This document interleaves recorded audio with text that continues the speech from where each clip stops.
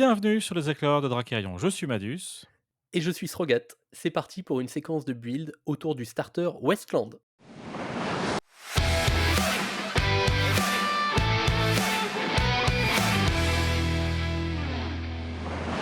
Eh bien tout d'abord, bravo à ceux qui avaient deviné de quel royaume on allait parler. Srogat, un petit mot là-dessus d'ailleurs. Juste un mot, je dirais plutôt un nom. On va dire Aériel, qui à elle seule m'a fait aimer tout ce royaume. Johnny, à toi la parole. Salut à tous et merci aux éclaireurs de Dracarion de m'accueillir. Moi c'est Johnny Brioche, je suis un joueur de région parisienne et vous me croiserez certainement en tournoi et en initiation. C'est parti. Alors l'idée du deck c'est de garder la cité et la bannière et de construire un peu autour. La cité permet de donner le trait elfe ou nain à n'importe lequel de nos personnages en jeu et ce une fois par tour. Le plan de jeu, ça va être de mettre les nains devant globalement et les archers elfes derrière et de prendre le board progressivement sans prendre de dégâts de riposte. Donc les nains qu'on va pouvoir mettre devant et la première d'entre eux, c'est Hild qu'on va trouver dans les boosters, qui est un des personnages les mieux statés pour son coup, 4-3-9 pour 5 gold, c'est très fort avec un effet qui est pas négligeable du tout, puisqu'elle fera toujours ses 4 dégâts en attaque et 3 dégâts en riposte. Ensuite, vous pourrez avoir le guide du Montcalm, que moi j'ai décidé de laisser en x4, et le marteleur arrogant. Vous pouvez tout à fait mixer un petit peu les deux selon vos préférences, mais moi j'aime bien le côté implacable du guide du Montcalm. Le marteleur arrogant, vous l'avez au setup à la bannière. Vous pouvez tout à fait d'ailleurs le mettre à côté des archers au début et le remonter ensuite une fois qu'il a intercepté sa première attaque en quelque sorte contre certains match-up. Dans les cartes qu'on va mettre devant, alors qui n'est pas nain mais qui pourra le devenir avec la cité, hein, c'est Cynthia, pareil, c'est un nommé dans le deck, pour laquelle généralement on ne va pas payer son deuxième effet, la réaction forcée à la fin de la manœuvre, qui demande de dépenser un or ou de l'incliner, on préférera l'incliner, puisque en fait il va bien falloir un moment que l'adversaire s'empale dessus. Maintenant, pour les archers et notamment Oui, pour les archers. Donc, dans le deck, moi j'en joue 14. Je joue les 4 protecteurs sylvestres et les 4 épines discrètes qui sont déjà présentes dans le starter, auquel je rajoute le duo efficace qui est à la fois elfe et nain, donc qui va faire des allers-retours entre la frontline et la backline en quelque sorte, mais qui est très bien, qui est très versatile, avec lequel vous pouvez faire beaucoup de tricks de combat, mais qui est beaucoup utilisé pour son archerie. Vous avez enfin l'enfant du peuple archer que je mets en x2, puisqu'il demande d'avoir un autre archer sur le board à ce moment-là. Ensuite, vous avez tout le module soin, puisque en fait le deck joue beaucoup avec le soin, c'est vraiment une des identités de Wasteland, et notamment Aériel, qui est aussi un autre nommé. C'est probablement un des decks que j'ai présenté qui a le plus de nommés dedans. Donc Aériel qui permet de soigner de 3 un personnage, et qui, chaque tour où elle s'incline, permet de soigner de 1 une fois de plus. Pour moi, Ariel, c'est vraiment un des personnages essentiels du deck. Vous le cherchez absolument pour soigner les nains de vent, justement. Et d'ailleurs, même, on va faire un petit trick, c'est qu'on va parfois la remonter avec la sœur des arbres. Donc, qui a un déploiement en inclinant la bannière de remonter un personnage elfe qu'on contrôle dans la main de son propriétaire.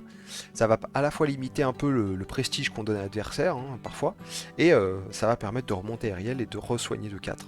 Donc très très bonne arche, très très bonne elfe dans certains match-ups, pas tous, mais très bonne elfe. Ensuite, pour compléter un peu ce deck avec les événements, donc j'ai mis 4 Loevi qui se trouvent dans le starter pour soigner. On va laisser aussi 4 choix des frères, ce qui me paraît obligatoire dans la mesure où le fait de pouvoir ôter infiltrateur en piochant, c'est très fort. Attention à bien avoir un personnage elfe au moment où vous jouez cet événement. Ensuite, j'ai mis 2, la montagne ne flanche pas, donc j'ai gardé 2, puisque incliner à la fois la bannière et la cité, ça me paraît assez coûteux, puisqu'on a beaucoup besoin de notre bannière et de notre cité pour générer de la value dans ce deck, donc utiliser le 2 dans une fois, c'est parfois un peu coûteux. Derrière, j'ai mis 2 l'appel du roi pour aller chercher un personnage de notre choix, justement pour aller chercher nos petites synergies quand on va avoir besoin.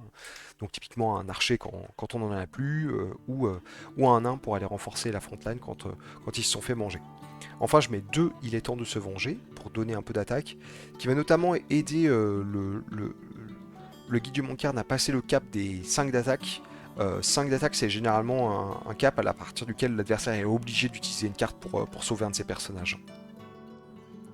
Derrière, d'ailleurs, dans les événements, j'ai mis 4 l'opiniâtreté immuable parce que c'est un très très bon événement d'ouverture.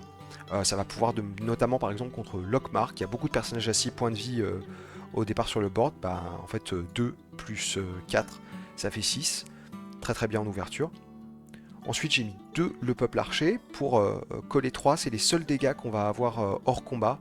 Et donc, le fait que l'adversaire n'ait pas de réponse et de pouvoir coller 3 dégâts sans réponse d'adversaire, c'est pas mal. Ça demande un peu de setup, c'est pour ça que j'en mets que 2. Mais un très très bon événement dans le deck.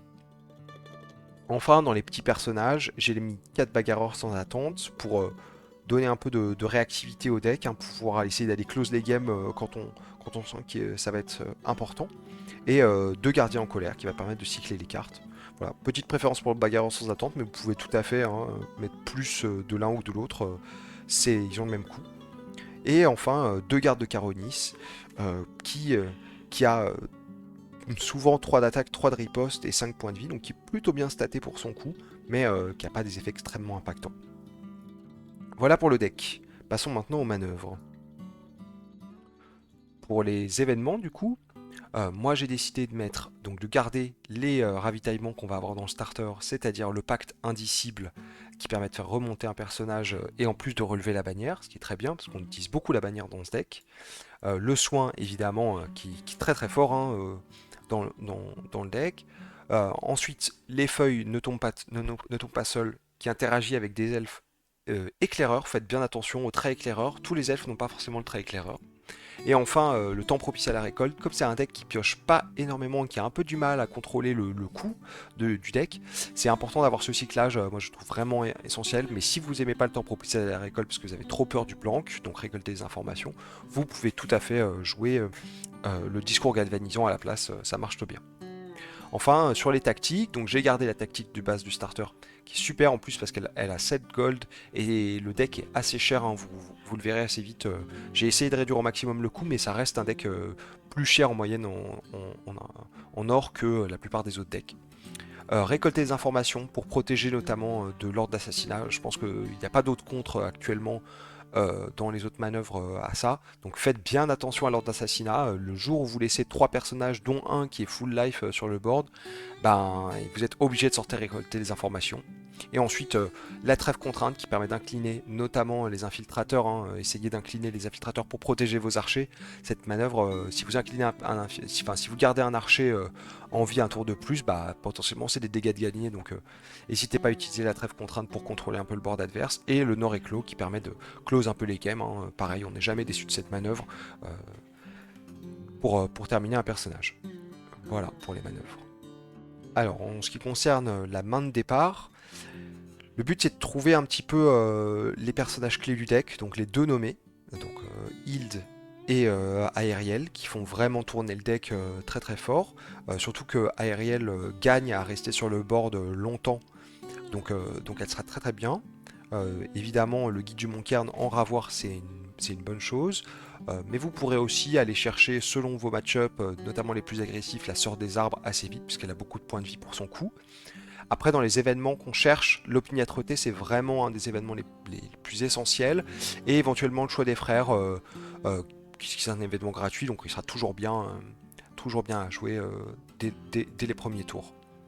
Voilà pour le mulligan. Après, ça sera un peu selon votre ressenti. Et globalement, tout est à peu près jouable en Wasteland au tour 1. Voilà, merci de m'avoir écouté. J'espère que ça vous aura donné envie de tester l'alliance improbable des elfes et des nains.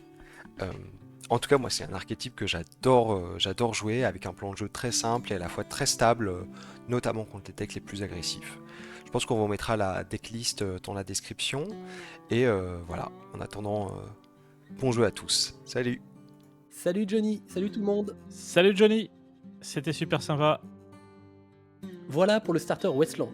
Madus, tu confirmes que Westland est la plus belle faction actuellement sur le jeu? Oui, clairement, plus belle qu'un certain royaume plein de squelettes et de zombies. D'ailleurs, ça commence à sentir la mort dans le coin. Madus, surtout, ne te retourne pas.